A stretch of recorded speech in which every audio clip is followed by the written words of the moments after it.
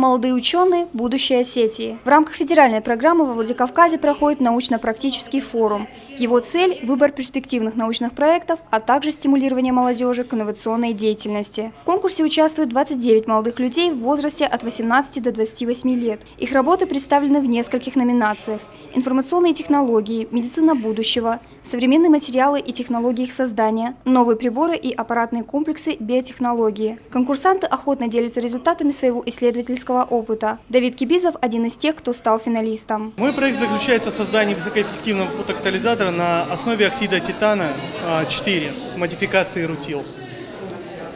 Цель создания высокочистого оксида титана. Дело в том, что существуют аналоги в мире оксида титана 4, но проблема основная заключается в том, что все существующие аналоги не имеют достаточно высокой частоты, в связи с чем коэффициент полезного действия данных фотокатализаторов невысок. После презентации всех проектов экспертная комиссия примет решение о победителе конкурса. Он получит государственную поддержку в виде гранта в размере 400 тысяч рублей на реализацию своей научной работы. Организаторами мероприятия выступает Министерство туризма, предпринимательства и инвестиционной политики Северной Осетии совместно с Фондом поддержки предпринимательства. Альбина Тимирова, Олег Рамонов, Осетия ТВ.